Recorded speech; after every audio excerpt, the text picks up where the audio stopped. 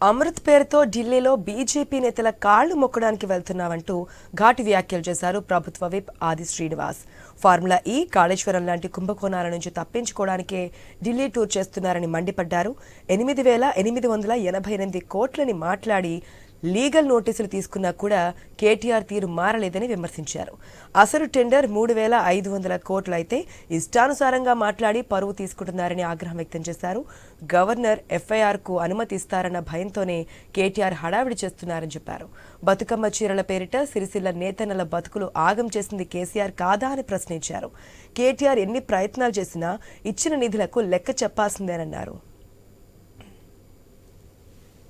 ఢిల్లీ వెళ్లాల్సినంత అత్యవసర పని ఏమొచ్చిందనే మాట, అసలు ఎవరు పిలిచారు మిమ్మల్ని ఢిల్లీకి అనేటువంటి మాట, అమృత్ పైన ఫిర్యాదు చేయడానికి పోతుందని చెప్పినటువంటి ఏదైతే మీరు పనికి మాలిన మాటలు మాట్లాడుతున్నారో, ఇప్పటికే 8,888 కోట్ల అవినీతి జరిగిందని మీరు అసలు ఈ 8888 ఈ 4 అంకె ఎక్కడి నుంచి వచ్చిందంటే ఇప్పటివరకు సమాధానం మీ నుంచి రాలే.